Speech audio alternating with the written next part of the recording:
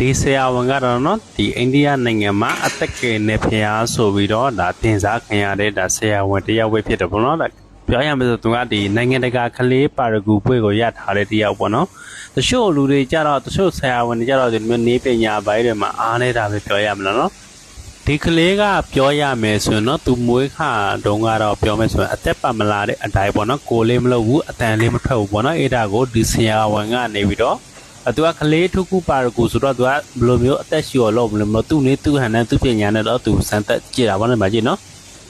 ကဲတချို့ဆရာဝန်ကြတော့နေပညာပိုင်းအားနေတာလို့ပြောရမလားဒီမျိုးလှုပ်လေးမလို့အတန်လေးမထွက်ဘူးအဲ့လိုမျိုးအသက်လေးမရှူဘူးဆိုရင်လားတေတာလို့ပြောကြအောင်ပေါ့ဒီဆရာဝန်ကတော့အဲ့လိုမဟုတ်ဘူးအဲ့လိုမျိုးသူမွေးခါစားဆိုတော့ဒီလိုမျိုးဒါဖြစ်တတ်တာပေါ့နော်အဲ့ဒါကိုသူကသူ့ပညာအရေးရှင်တဲ့သူလိုပုံစံမျိုးပဲလုပ်ကြတာနော်တကယ်တော်တဲ့ဆရာဝန်လို့ပြောရမှာပေါ့နော်ဒီလိုမျိုးဆရာဝန်တွေအများကြီးရှိမြင်ဆိုရင်တော့လူအသက်ပေါင်းများတာကိုလေတော်တော်လေးကဲတင်နိုင်ဝင်လို့ပြောလို့ရတာပေါ့နော်ဒီမှာပဲတစ်ချက်ကြည့်ပါနော်ဒီကလေးကပြောမှဆိုရင်အသက်ရှူတာပြောမှဆိုရင်ဖျောက်ဘူးပေါ့နော်ရှူလိုက်ရဲလိုက်ပြနေတာပေါ့အဲ့ဒါကိုသူဘယ်လိုလုပ်မလဲတစ်ချက်ကြည့်မယ်နော်ဒီမှာကြည့်နော်မျက်လုံးလေးတွေစပြီးတော့လှုပ်လာပြီတော်တော်များများလေးကြုံဘူးရတယ်ပေါ့နော်ဒီလိုမျိုးကလေးကမွေးခါစားတုံးမှဒါအသက်ပါမလာဘူးဒီဆုံးသွားပြီးတော့ဘာလို့အဲ့လိုမျိုးအဓိကတော့နေပညာပိုင်းအားနေတာနဲ့ဆိုင်တာပေါ့နော်ကဲကလေးအသက်ရှူလာပြီတဖြည်းဖြည်း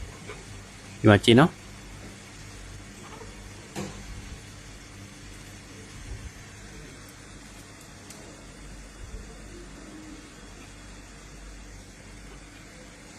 အဝေးသူစမ်းသပ်ကြည့်တယ်နှလုံးခုန်တန်တွေစမ်းသပ်ကြည့်တာထိုင်နေနော်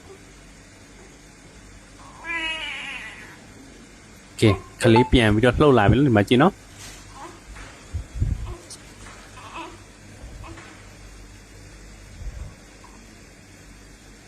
လက်ကလေးတွေလှုပ်လာပြီဒီမှာကြည့်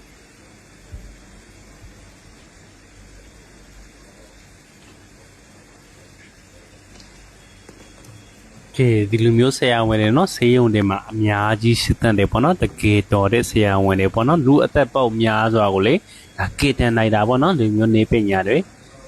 ဟုတ်ပြီသူချက်ကိုဒါချက်ကျိုးပေါ့နော်မကြည့်ဘလို့လောင်းမလဲဒါတော့အိန္ဒိယနိုင်ငံမှာဒါနေဖျားပေါ့နော်အသက်ကေနေဖျားဆိုပြီးတော့တင်စားခေါ်ရတဲ့ဒါကလေးပါယူကူဆရာဝန်တယောက်ပဲဖြစ်တယ်ပေါ့နော်ဒီမှာကြည့်ကလေးက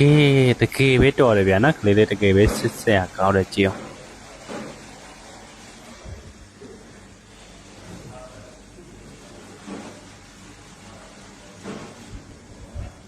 ကြည့်အောင်